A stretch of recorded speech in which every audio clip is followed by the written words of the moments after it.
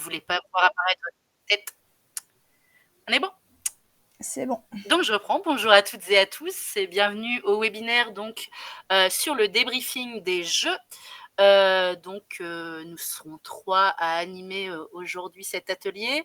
Frédéric, Ségolène et moi-même, Manon. On va commencer rapidement par une petite présentation. Donc, moi, c'est Manon. Donc, je suis professeure de lettres modernes dans un collège de l'Eure en Normandie. Et voilà, je suis membre de la team Ludens depuis maintenant, je ne saurais pas dire. Ségol saurait certainement plus que moi. Je dirais décembre 2020. Bien. À toi, Ségo.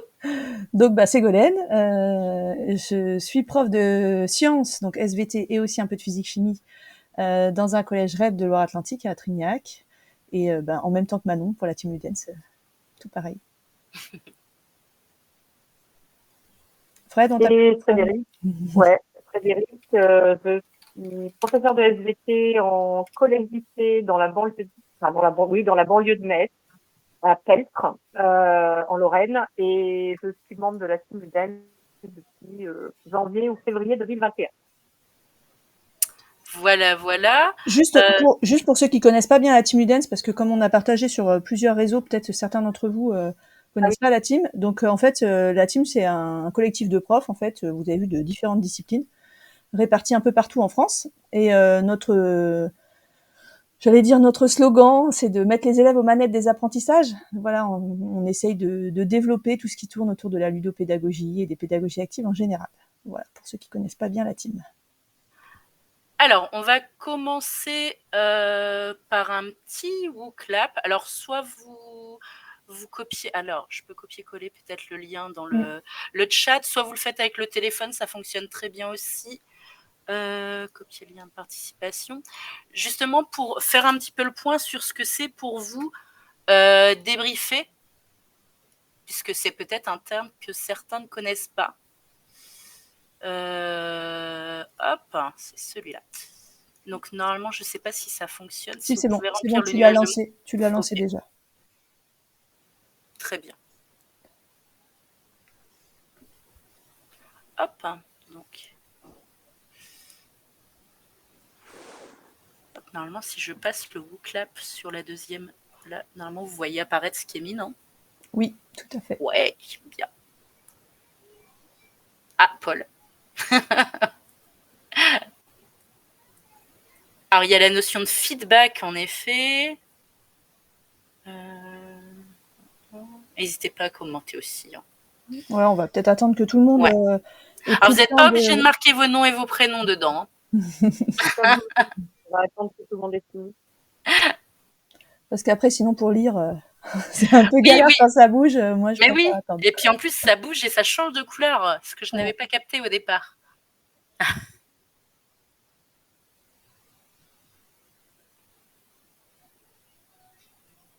Hop, on est à combien sur le Jitsi? On est 20 et j'ai déjà 16 participations.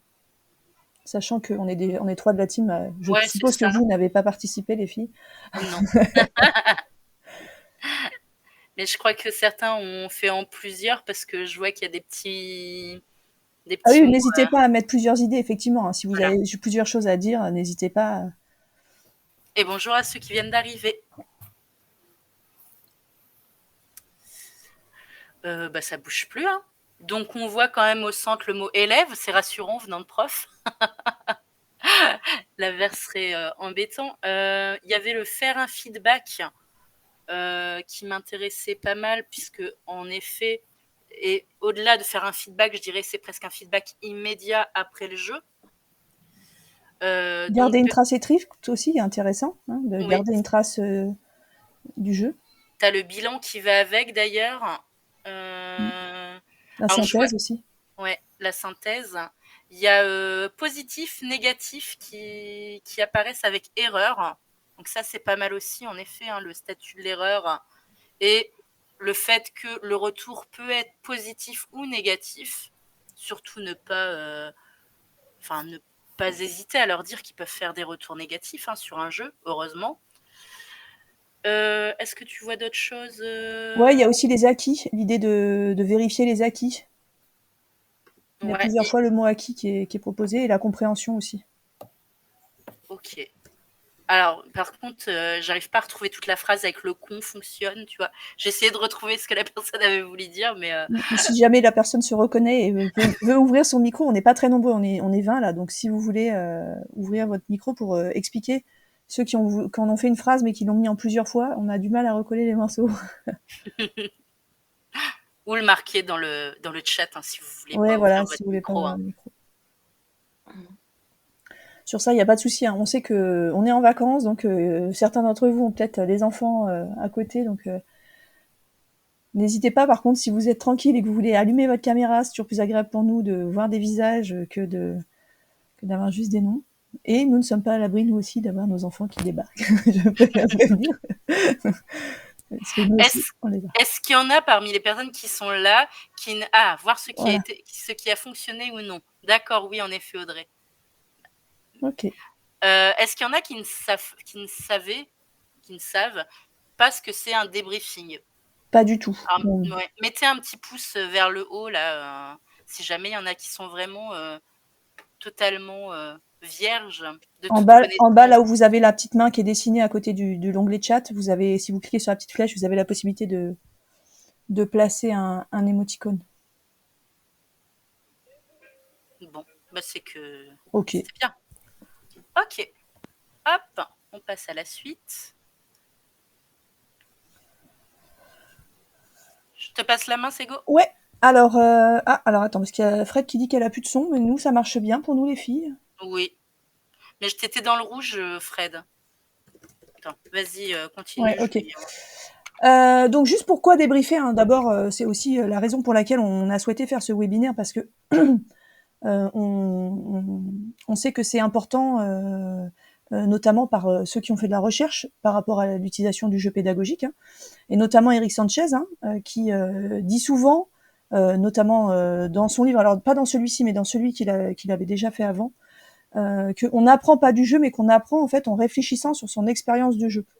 Donc, ce qui veut dire par là, c'est qu'il suffit pas de faire un jeu pédagogique pour apprendre quelque chose. S'il n'y a pas ce temps pour débriefer ce qui a été vécu et ce qu'on a vu dans le jeu, en fait, on perd l'efficacité pédagogique du jeu. Je sais pas si je suis bien claire. Allez, je te laisse passer, Manon, sur la diapo suivante. Hop. Et donc, l'objectif de ce débriefing, ça va être pour l'enseignant d'accompagner en fait les élèves pour extraire tout ce qui pouvait être intéressant dans le jeu en termes de connaissances et de compétences, et faire ce qu'on fait d'habitude hein, quand on fait une activité classique qui n'est pas un jeu pédagogique. Hein, on a toujours ce temps d'institutionnalisation des connaissances, où on va partir de l'activité qui a été réalisée par les élèves, en l'occurrence ici le jeu pédagogique, et on va transformer ça en un savoir décontextualisé, universel, et on va faire le bilan, la trace écrite en fait de ce qu'il fallait en retenir. Donc ça, c'est ce que nous dit j'allais dire la recherche, mais oui, hein, si vous suivez les petits cahiers Ludens qu'on rédige, vous verrez que c'est quelque chose qui a été abordé par certains de nos experts. Hein. Ce temps-là est important à la suite d'un jeu pédagogique.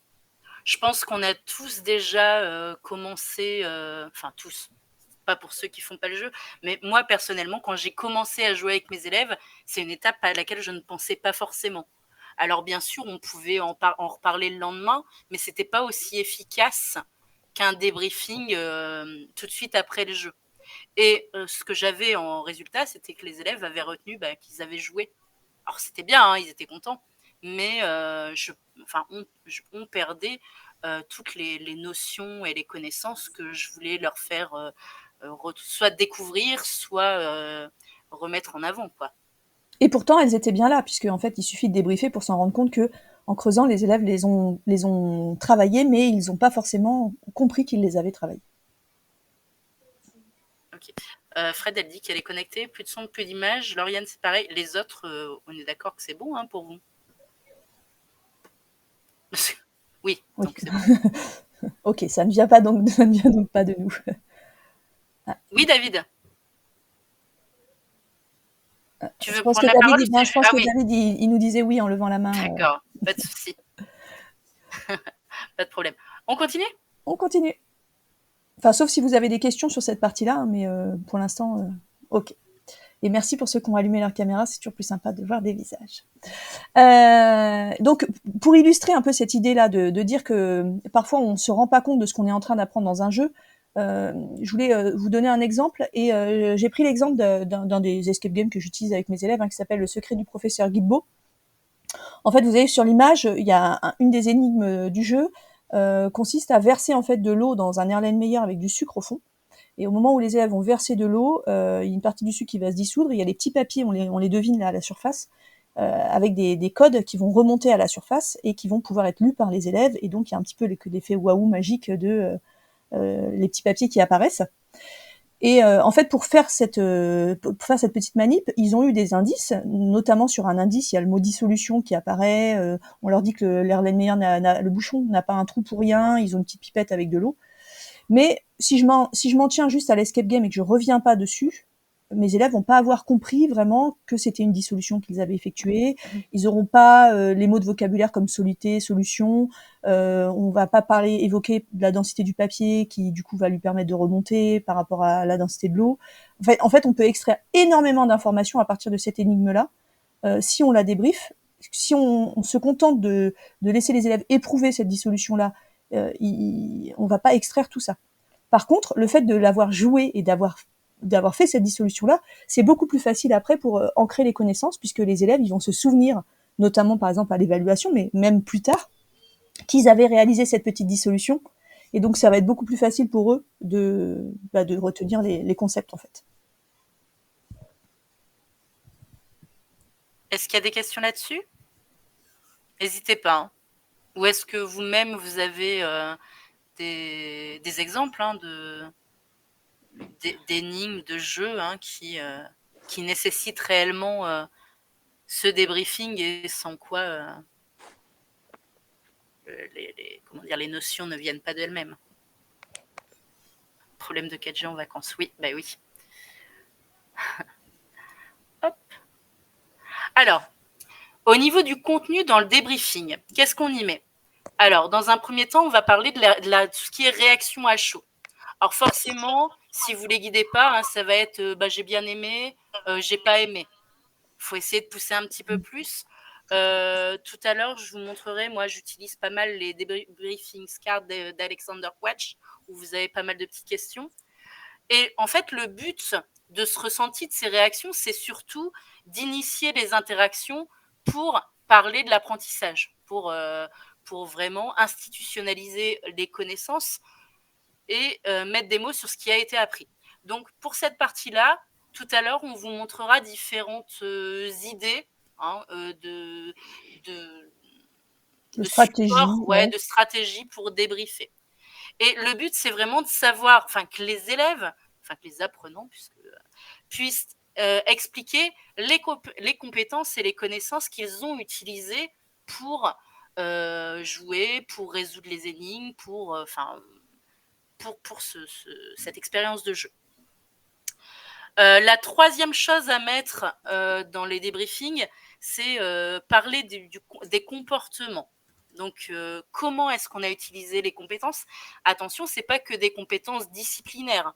Ça peut être des compétences qui sont justement transdisciplinaires, par exemple, la coopération. Un élève va être capable de vous dire moi, j'ai pas été à l'aise pour communiquer avec les autres. Peut-être que j'aurais dû davantage communiquer. Et ça fait partie aussi des compétences qu'on doit leur faire travailler. Donc, ce qui aurait pu être fait autrement, c'est pas correct ma phrase. Oui, ce qui aurait pu être. Ouais, bon bref. Et comment réutiliser l'expérience de jeu, c'est-à-dire que ce qu'ils ont vécu, alors là, ce qui me vient en tête, c'est l'escape game. Ce qu'ils ont vécu, par exemple, durant un escape game, comment est-ce que ils vont pouvoir au quotidien, par la suite, le mettre en place. On parlait de communication tout à l'heure. Est-ce que sur une séance, on va être en îlot? Est-ce que moi, qui suis à l'aise dans la communication, je ne pourrais pas prendre le lead un petit peu sur ce qu'il y a à faire? Et enfin, n'hésite pas, Ségo. Ouais, non, il y a un autre truc auquel je pense, que moi j'aime bien extraire aussi comme compétence, c'est la persévérance. Moi, j'ai beaucoup d'élèves moi je suis en REP, j'ai beaucoup d'élèves qui abandonnent avant même d'avoir commencé à chercher, quoi. Ce sentiment-là de ne pas savoir, il est hyper inconfortable pour eux. Ils ont l'impression qu'ils sont nuls, qu'ils vont jamais y arriver, donc ils préfèrent lâcher plutôt que de s'accrocher.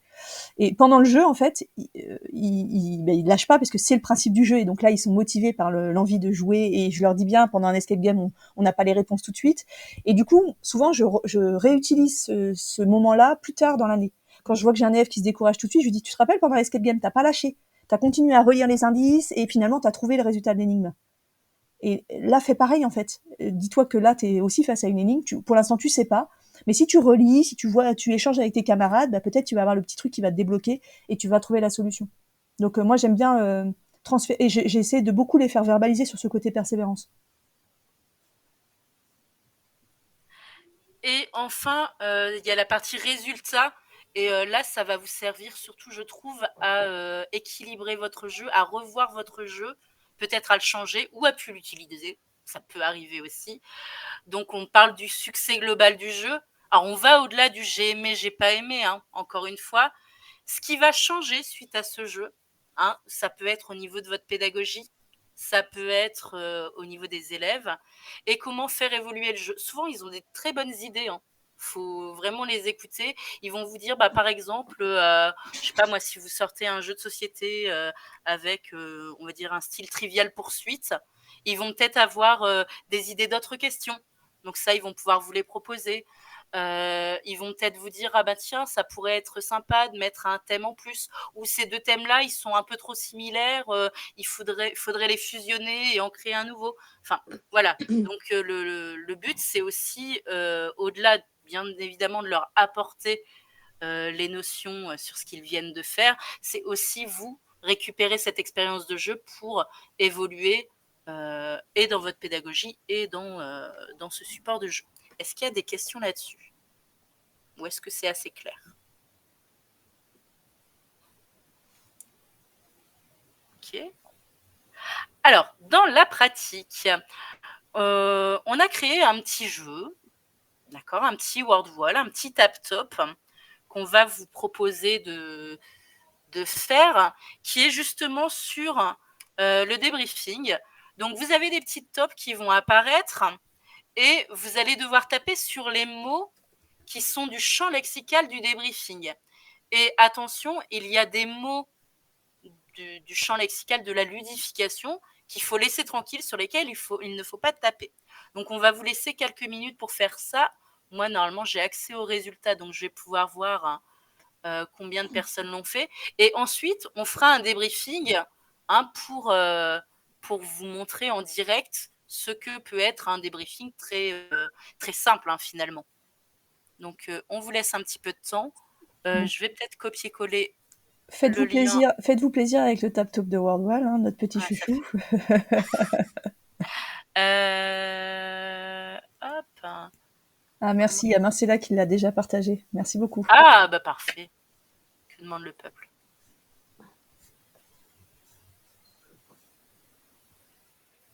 Hop. Hop.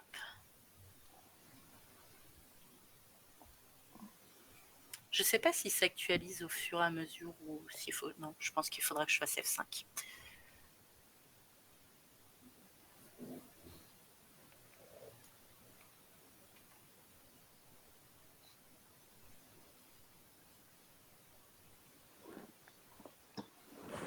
Donc normalement c'est faisable et sur ordinateur et sur téléphone. Hein, donc c'est même plus pratique, je trouve, sur tablette ou sur téléphone que sur ordi. On est plus efficace.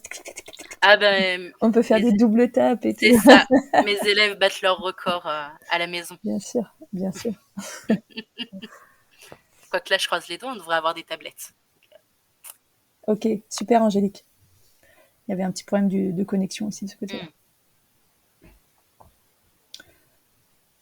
Est-ce que tu as eu le temps de copier le lien?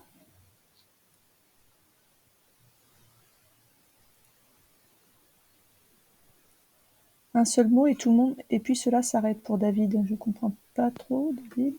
Non, normalement, tu as un temps de jeu, David, sur le. Oui, t'as la suite, normalement. Attends. Je vais le faire en direct. Hop. Sinon, fais-nous une petite partie comme ça en plus. Bah voilà. Parce qu'il y a Faut peut-être, il y a pas que je peut-être, me plante, hein. il y a peut-être certains d'entre vous qui peuvent pas jouer en même temps parce que on sait que les conditions en vacances c'est pas toujours possible de faire tout en même temps. Donc normalement, tu as eu ça et ensuite, voilà.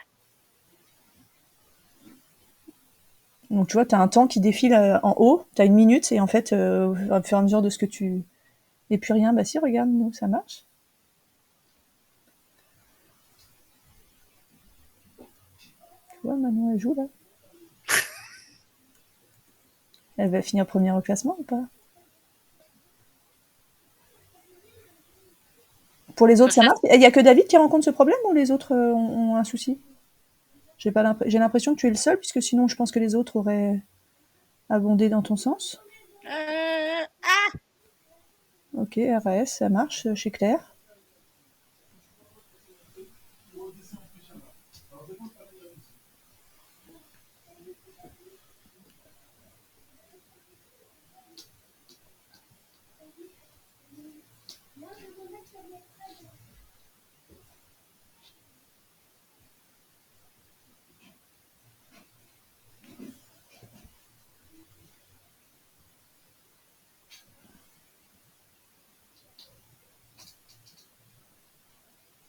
Manon est... oula, beaucoup trop de choses. Et là, tu vois les limites à l'ordinateur hein. Par rapport à la tablette ou au téléphone. Vous pouvez nous dire dans le chat quand vous avez fini de faire une partie, comme ça on saura comment débriefer, enfin quand est-ce qu'on peut commencer à débriefer. Ah, Audrey a terminé. Claire aussi.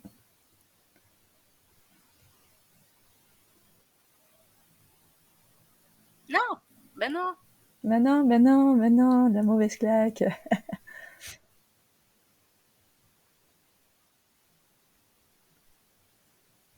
Marcella aussi a Non, terminé. mais non, mais qu'est-ce que j'ai?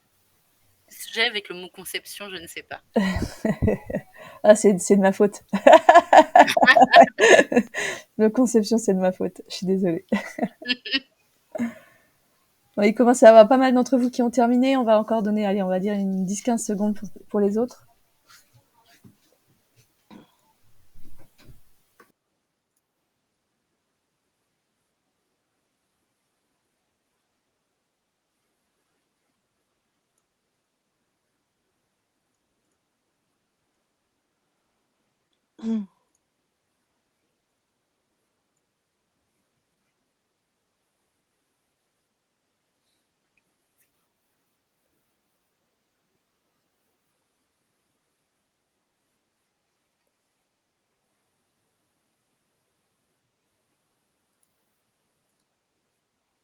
Eh ben non, je suis pas première.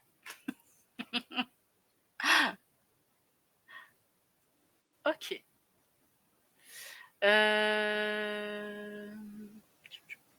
Du coup, Sego, t'avais préparé ton tableau blanc ou je mets Non, celui de... non, bah du coup, comme tu m'as dit que tu gérais, j'ai pas fait, hein. Ouais, Je suis désolée. ok.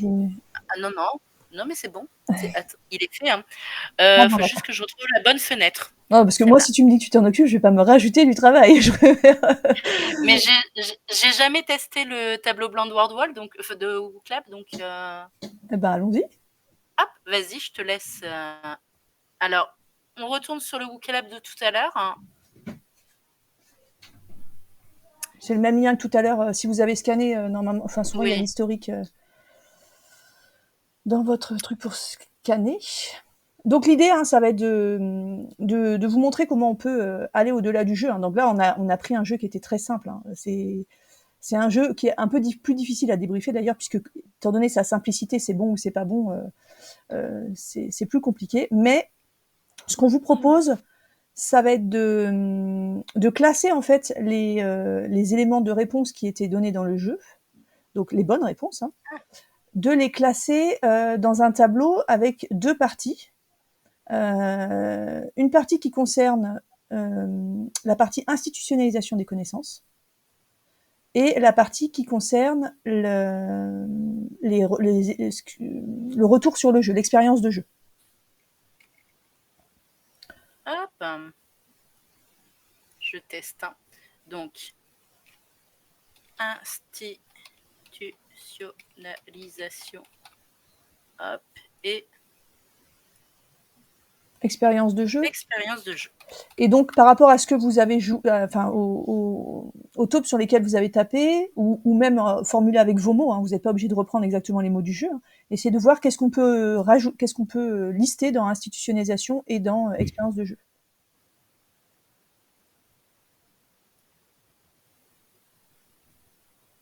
Alors, vous avez le petit outil texte plutôt que peut-être non, c'est.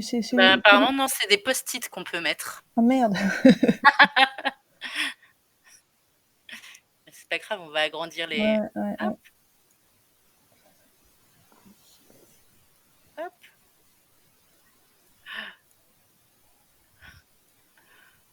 C'est bien, on teste en direct des outils.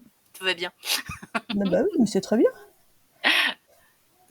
Pourquoi j'ai ça qui reste affiché? Hop. Voilà. Donc, trace écrite, carte mentale, des compétences. Ok. Je peux pas ranger les. Le débat. Et tu peux pas les réduire? Non? Ils sont obligés. Alors, les réduire, j'ai pas l'impression, mais je vais les ranger. Ouais. Et on va enlever ce qui est en doublon. Hop, on fait le ménage. Du coup, je te laisse faire. Alors, comment on fait? Alors, on découvre en même temps que vous. Donc, je crois que c'est le petit carré qui est en dessous de texte, non? Pour pouvoir faire un petit post-it, non? Ou c'est texte? Vous avez cliqué sur le T ou sur le petit carré en dessous?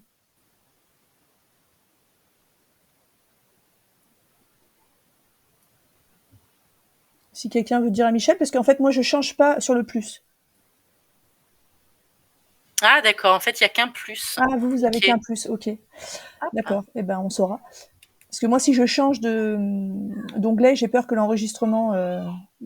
Enfin, on a déjà eu des soucis d'enregistrement. Donc, je ne touche à rien. Je laisse mon ordinateur assis. Hop. Équipe, vous voulez le mettre dans expérience de jeu ou dans institutionnalisation? Il faut placer vos petits post-it. Non, mais ils ont peut-être pas, puisqu'en fait... ouais, voilà, c'est ça. En fait, eux, ils ont juste des post-it qui créent... Ah! En fait, c'est ça, le truc. C'est ça, en fait. Ah ouais, ils ont que le plus. Bah, écoutez, on va le trier. Hein. On va le trier pour vous, tant pis. Hein. Voilà, ça nous apprendra de tester un truc en live.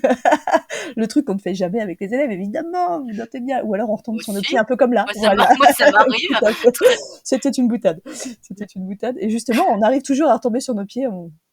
Compétents. Nos élèves sont nos meilleurs cobayes. Ils le savent. Des fois, je leur dis, bon, allez, c'est parti. Qu'est-ce que ça va donner? Mais des fois, Madame Machin m'a parlé d'un truc à la régler. Ah non, si, on a le plus et un message, cliquez ou le mettre. D'accord. Ah, merci Marcella, tu nous en apprends. Explicitation, je ne sais pas où vous voulez le mettre. Sûrement dans institutionnalisation, je suppose. Équipe, je ne sais pas où le mettre. Hop, je le mets au milieu. Et Michel ne peut pas créer de post-it. Ah bah écoute Michel, désolé.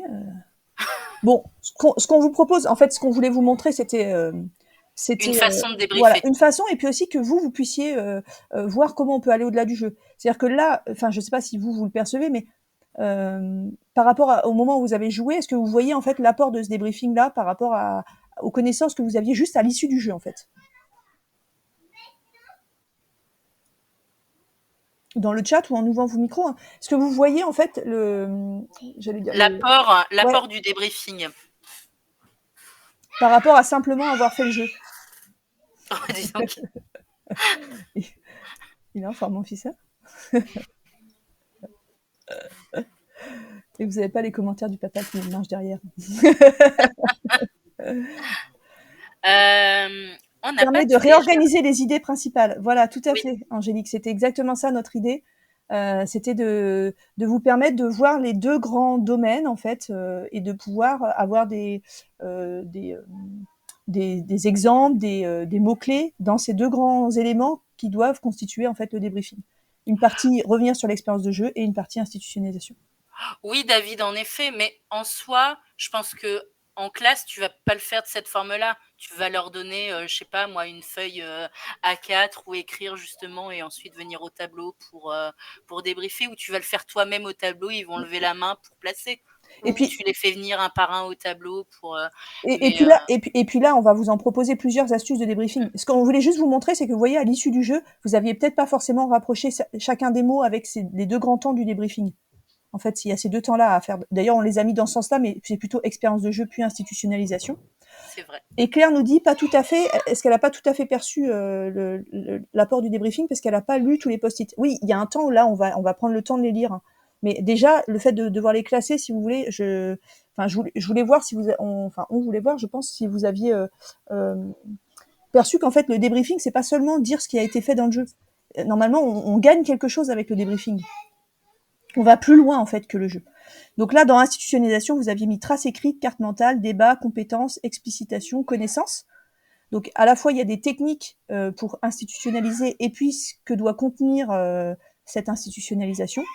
Et puis dans l'expérience de jeu, vous aviez est-ce que les élèves se sont ennuyés, est-ce qu'ils étaient excités, est-ce qu'il y avait de la motivation, l'idée d'équipe, de travail en équipe et le challenge. Alors peut-être que travail en équipe, ça peut être aussi dans le côté institutionnalisation par rapport aux compétences, ou ça peut être dans l'expérience de jeu, est-ce que le travail en équipe avait bien fonctionné ou pas.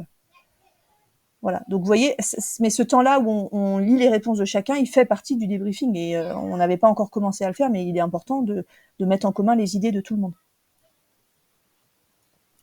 Est-ce que c'est clair pour tout le monde? L'équipe était dans des expériences de jeu selon toi. Ok, d'accord. Ouais. Merci David. Oui, justement, ce dont on parlait tout à l'heure, notamment tout ce qui est communication et tout ça, qui vient en effet dans l'expérience de jeu. Et donc là, à partir du débriefing, normalement, vu comment il est conçu, on a une trace écrite, enfin, on a une trace écrite ou un début de trace écrite. Hein, vous voyez, là, avec des élèves, on pourrait imaginer... tout ce que tu avais supprimé est parti. Il avait. On pourrait imaginer se baser sur ce tableau-là pour rédiger un élément de leçon ou la trace écrite qui servira aux élèves ensuite. Voilà. Bon, c'est joli. D'accord. Ah ben du coup, ça tombe bien avec ton histoire de post-it, tu vois.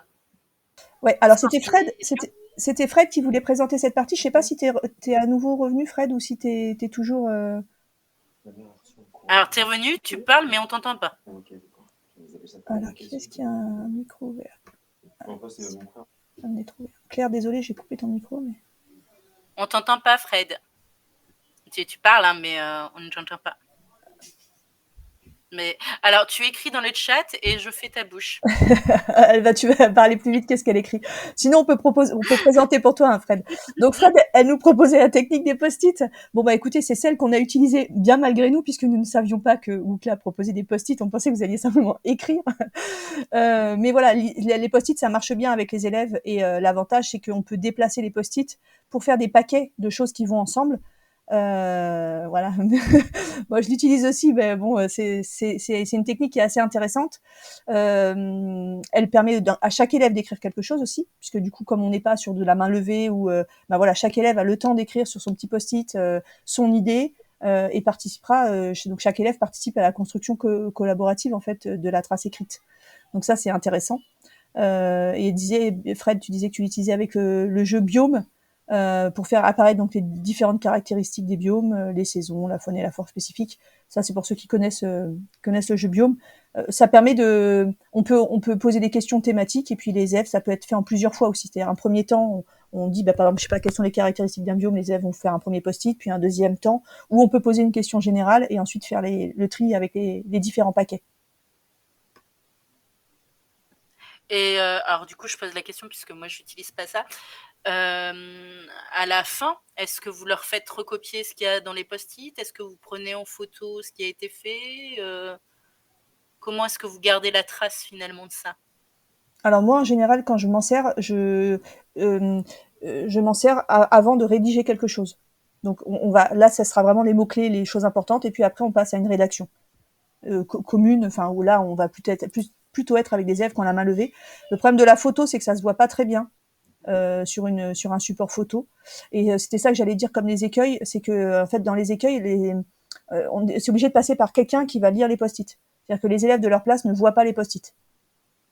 Donc il faut lire et puis on discute avec les élèves, où est-ce que je le déplace, je le mets avec qui, voilà. Donc il y a des avantages. tout le monde participe. Il y a cet inconvénient-là qu'on ne voit pas forcément tout. Je te lis les questions du chat. Il y a Lauriane qui note. Donc, nous, on met les grandes thématiques au tableau. Ils ont un post-it chacun pour écrire et mettre au bon endroit. On corrige en direct. Alors, ça peut être ça. Ça peut être donc ça peut être ça. Donc là, ce qui est intéressant, c'est que les élèves vont faire le tri. Mais ce qui est moins intéressant, c'est que tu vas avoir donné le tri. Comme tout à l'heure, en fait. Quand on a fait les débriefs du jeu, je vous ai donné les 2 catégories. Parce que là, on a un temps donné. L'idée, enfin, ce qui est encore mieux, c'est de faire ressortir les catégories par les élèves. Une fois qu'on a lu tous les post-it, de dire, qui est-ce qu'on pourrait mettre avec qui? Alors que si vous les laissez, alors l'avantage de les laisser faire, c'est que, eux, ils vont devoir réfléchir où est-ce qu'ils vont placer le leur, et individuellement, chaque élève va devoir se poser cette question. Alors que si on le fait en grand groupe, ça va être un peu toujours les mêmes qui vont vous guider pour déplacer les post-it. Sinon, donc chaque élève peut écrire sur un post-it, et puis vous ramassez l'ensemble des post-it. Dès que les élèves ont terminé, vous récupérez au fur et à mesure. Et puis ensuite, vous les lisez, et puis on essaie de voir ceux qui peuvent aller ensemble. Moi, je les lis, je les colle, et après, je propose aux élèves, est-ce que celui-là, il va avec un autre qu'on a déjà posé ou pas? Et c'est comme ça qu'on fait des paquets. Comme tout à l'heure, on avait l'espoir que vous trouviez que dans institutionnalisation, il y avait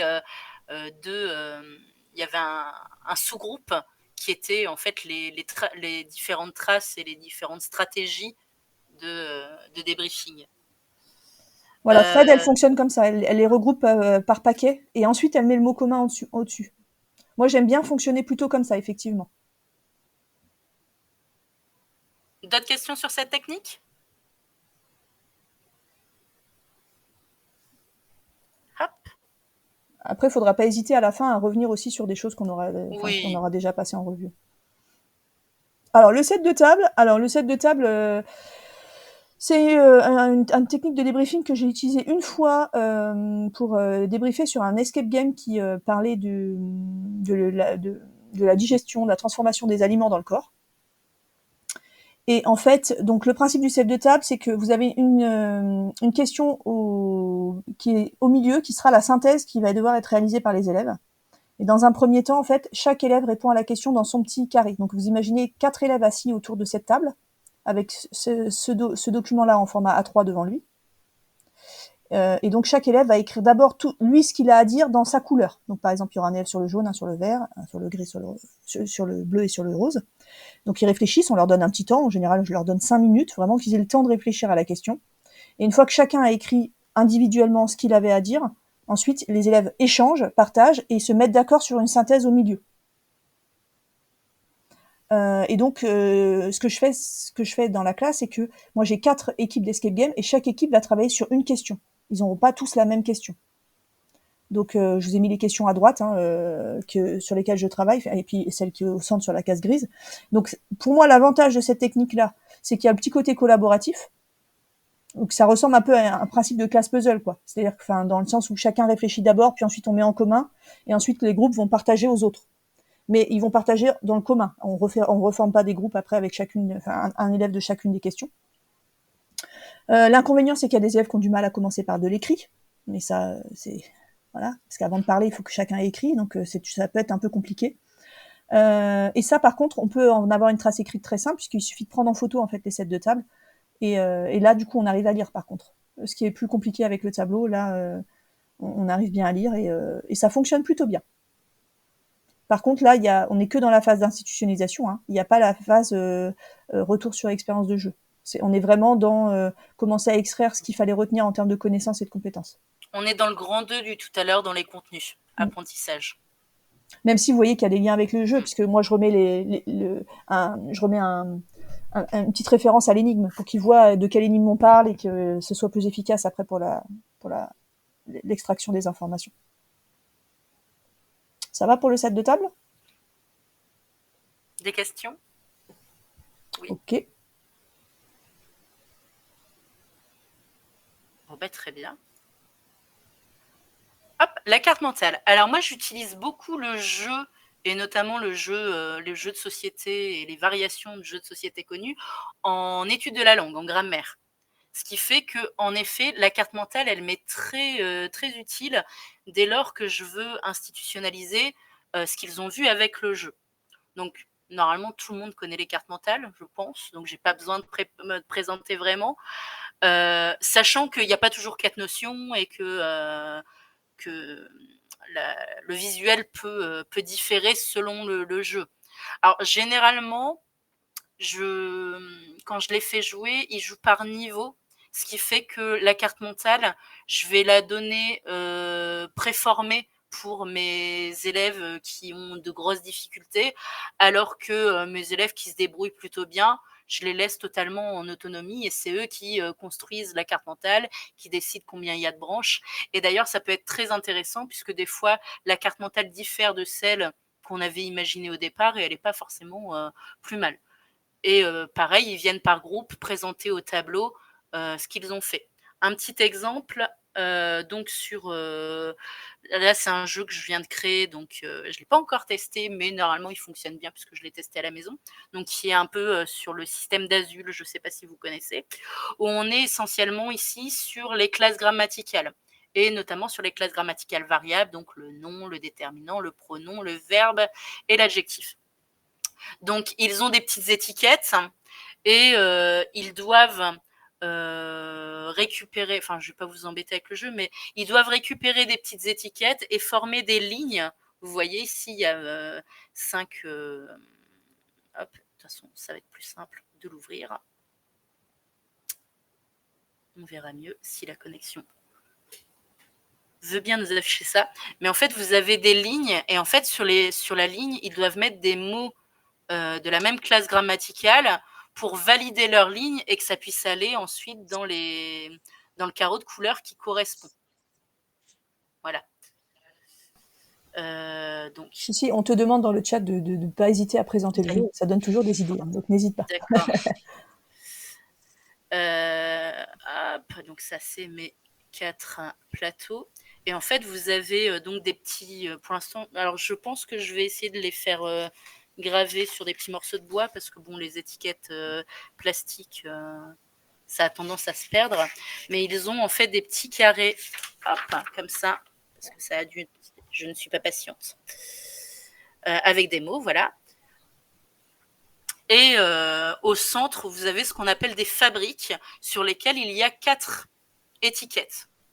Et ils doivent décider quels mots ils prennent, enfin, quelle fabrique ils vont désigner pour prendre, par exemple, imaginons, il y a le, nous, ville et vous. Ils disent, ben, sur la fabrique 1, je prends les pronoms personnels, donc le nous, le vous et le, parce que le peut être aussi pronom personnel, et ville va au centre. Donc, ils récupèrent les 3, ils les placent, par exemple, sur la ligne de 3, comme ça, ils savent qu'à la fin du tour, ils ont terminé au moins cette ligne-là. Mais ça veut dire que sur les autres lignes, ils n'ont plus le droit de mettre de pronoms personnels. Sinon, ça va dans les malus. Voilà. Donc, on fait le tour comme ça, sachant que lorsque un joueur veut piocher au centre, le premier qui se saisit du centre en premier a un malus. Et à la fin du tour, on fait les comptes. Par exemple, je ne sais pas, moi, ils ont mis 5 adjectifs sur la ligne du bas. Ils peuvent mettre un des carrés dans le, je ne sais pas comment appeler ça, dans le quadrillage, ici. Par contre, si, par exemple, sur la ligne 4, ils ont pu mettre que 2 pronoms personnels, et ben à la fin du tour, ils n'ont pas le droit de se débarrasser de ces deux-là. Ça voudra dire qu'ils pourront mettre que 2 pronoms personnels au deuxième tour. Et le but, c'est de remplir une ligne horizontale pour la fin du jeu. Enfin bref, voilà. Si jamais ça vous intéresse plus, je vous mettrai le lien. Il y a les règles du jeu en bas. Voilà. D'ailleurs, si vous voulez, on partage pas mal de nos jeux sur le site de la Team Ludens. Hein. Dans nos créations, vous verrez, il y a des jeux. N'hésitez pas à les voir. Il y a juste à imprimer ou à utiliser en ligne. Hop, regardez, je vais faire. Comme ça, je vais le faire en direct. Je vais faire, hop, lien du modèle. Comme ça, vous avez le modèle directement. Hop, voilà, pour ceux que ça intéresse.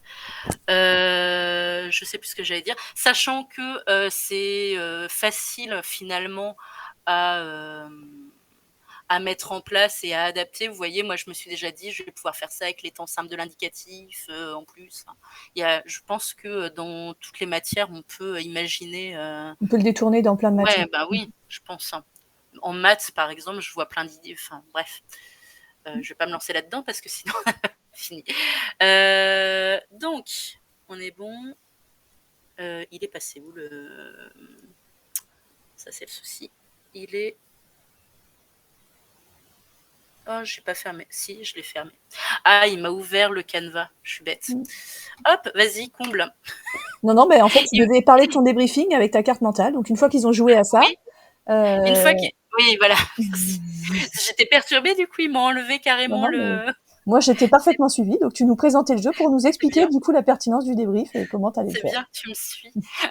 Heureusement que tu es là. Oui, donc une fois qu'ils ont joué à ça, en fait, mon but, c'est qu'ils aillent faire la carte mentale ici, donc, qui va faire le point sur les 5 classes grammaticales variables, nom, déterminant, pronom, verbe, qu'ils arrivent donc à me trouver les sous-parties, ça qui n'est pas dit explicitement dans le jeu. Tout à l'heure, on me disait que votre débriefing devait apporter un truc en plus. Ici, ça va apporter le petit truc en plus, c'est-à-dire qu'ils vont devoir penser à sous-catégoriser chacune des classes grammaticales. Et ensuite, les petits mots, ça leur permet de mettre des exemples. Je vais avoir des élèves aussi qui vont m'ajouter les techniques pour les reconnaître. Ça, c'est top. Donc, voilà. Est-ce qu'il y a des questions là-dessus? Alors maintenant, il faut que je retrouve le... Là, c'est là. Alors, est-ce qu'il y a des questions? Oui. L'autre technique pour la carte mentale, donc là Manon, toi, tu l'as fait créer en groupe par tes élèves, hein? Oui. Donc, en gros, une par équipe c'est ça. Enfin, une par plateau, pas par équipe, mais par plateau de jeu, on va dire. Oui. L'autre possibilité pour la carte mentale, c'est de la construire collectivement, en fait, en utilisant, je vais dire, un les post-it, par exemple, hein, notamment. Oui. Mais on peut l'écrire directement. C'est-à-dire que moi, souvent, j'aime bien pour certains escape games ou quand j'ai pas beaucoup de temps, bah voilà, on pioche les idées, on fait les branches et on construit la carte mentale au tableau. Et si elle est faite sous format numérique, là, c'est très facile du coup de l'exporter et de le garder comme trace écrite dans la leçon, en fait. Moi, c'est vrai que j'aime bien, mais en même temps, j'ai 4h30, voire même 5h l'année prochaine, semaine, ce qui me permet de prendre davantage mon temps. Ah, tout à fait. C'est de faire passer justement les équipes au tableau et présenter à l'oral, ce qui me permet en plus de valider les compétences orales. Et puis, voilà. Les deux sont hyper intéressants et sont complémentaires et ça dépend du temps qu'on a, de comment ça s'y prête, voilà, il y a... Et de toute façon, apprendre à faire une carte mentale, c'est hyper intéressant, c'est hyper formateur pour les élèves. Donc, totalement. Alors, il y a des élèves qui n'adhèrent pas du tout aux cartes mentales. Hein. Ça, vous en aurez. Et puis, c'est pas grave, tant que vous ne leur faites pas manger des cartes mentales à chaque séance, tout va bien. Pas de questions du coup? Hop. Alors, moi, j'aime bien utiliser aussi les visuels du jeu quand je fais des débriefings. Là, par exemple, c'est un exemple d'un escape game 100% numérique. Je cherchais son nom. Le prix Nobel du professeur Poon, comme ça. Je vous donne les noms, comme ça, si jamais ça vous dit et que vous le voyez passer sur le site de la team, bah, n'hésitez pas. Donc là, c'est un escape game 100% numérique autour du changement climatique et notamment l'origine anthropique du réchauffement climatique. Et en fait, ce que je fais pour que les élèves puissent débriefer les énigmes du jeu, parce qu'il faut se dire que dans le jeu, il y a un élément du débriefing dont on vous a pas parlé aussi, qui est important, c'est que parfois, il y a certains élèves qui n'ont pas traité toutes les parties dans le jeu. Alors, soit parce qu'ils n'ont pas été jusqu'au bout du jeu, soit parce que dans le cas d'un jeu en équipe, ils ne se sont pas occupés de cette partie-là. Et c'est souvent le cas en fait dans un escape game, comme il y a une répartition des tâches, et puis qu'il y a certains élèves qui vont pas aller au bout du jeu aussi, qui n'ont pas eu le temps de finir dans le temps imparti. Eh bien, c'est important de revenir sur chacune des énigmes pour qu'ils aient les solutions. Parce que, si vous avez déjà joué un escape game et que vous l'avez pas terminé, vous voyez bien que c'est hyper frustrant de terminer et de dire qu'est-ce qu'il fallait faire pour ça là. Donc, ce que je fais ici, c'est que j'affiche au tableau les différents indices qui permettaient de résoudre l'énigme. Et du coup, je demande aux élèves, je projette, je demande à l'élève, est-ce que quelqu'un veut présenter cette énigme? Qu'est-ce qu'il a fait? Comment il a réussi à la résoudre? Et du coup, qu'est-ce qu'on en retient? Et souvent, d'ailleurs, le qu'est-ce qu'on en retient est présenté à côté sous forme soit de mots-clés, soit directement une petite carte mentale, avec des mots-clés regroupés, en fait. Donc voilà, moi j'utilise souvent ça. J'en ai mis un deuxième exemple, Manon, si tu veux changer la diapo. Donc là, c'est un autre escape game encore. J'aime bien utiliser ça pour les escape games parce que je trouve que ça s'y prête bien, le fait qu'il y ait différents indices à rapprocher en fait pour pouvoir résoudre l'énigme. Donc celui-ci, c'est une pilule qui va faire un tabac autour de la respiration et du tabagisme. Et donc pareil, hein, les différents éléments qui permettaient de résoudre l'énigme. Donc là, il n'y a pas que des mots, hein, il y avait aussi un objet. Ils avaient besoin d'un crayon. Et donc là, c'est pareil, un élève explique ce qu'il a fait avec le matériel. Ça permet à tout le monde de comprendre ce qu'il fallait faire et on en retient les mots importants. Voilà. Pour les visuels du jeu. Des questions sur ce débriefing? Et comme a dit tout à l'heure aussi Manon, c'est hyper important, je trouve, dans une séquence, de bien varier les temps où il va y avoir du collectif et de l'oral. Et c'est vrai que moi, j'aime bien institutionnaliser en collectif quand c'est un jeu en équipe qui a duré assez longtemps. Donc un escape game, moi, je le joue sur une séance d'1 heure. Donc j'aime bien qu'on ait un temps ensemble après, en groupe classe, pour faire le bilan. Alors que quand j'ai des jeux qui peuvent être plus courts, là, ça me dérange moins de faire le débriefing dans l'équipe, enfin dans le groupe d'élèves qui a joué, parce que on aura d'autres temps en collectif. Mais c'est vrai que sur un escape d'1 heure, alors le débriefing, ouais, ça dépend du temps, ouais. Comme elle a dit Fred, ça dépend du jeu, de la technique qu'on va utiliser. C'est pour ça que tout à l'heure on disait on peut y passer plus ou moins de temps. En fait, forcément, faire les cartes mentales par les élèves par table, ça va prendre beaucoup plus de temps que de la construire collectivement. Mais c'est pas grave, en fait, c'est un autre type. Enfin voilà, Et puis ça va dépendre, moi je trouve aussi, enfin tu m'arrêtes si t'es pas d'accord, ça va dépendre aussi si c'est un jeu notamment pour la découverte ou pour la réactivation de connaissances. Si c'est un jeu pour la découverte, ça va prendre énormément de temps puisque ce jeu va servir à apporter les notions et les connaissances. Alors que si c'est de la réactivation de connaissances, normalement, ils ont déjà toutes les traces écrites dans le cahier. Enfin, on en reparlera après, mais moi, ça m'arrive de fonctionner notamment en débat. On va le voir après. Enfin, c'est pas de suite, mais par exemple, le débat va être beaucoup plus rapide, quoi. Bah forcément, s'ils ont des connaissances. D'ailleurs, il y a des jeux qui pourraient être utilisés uniquement pour de la mémorisation, hein.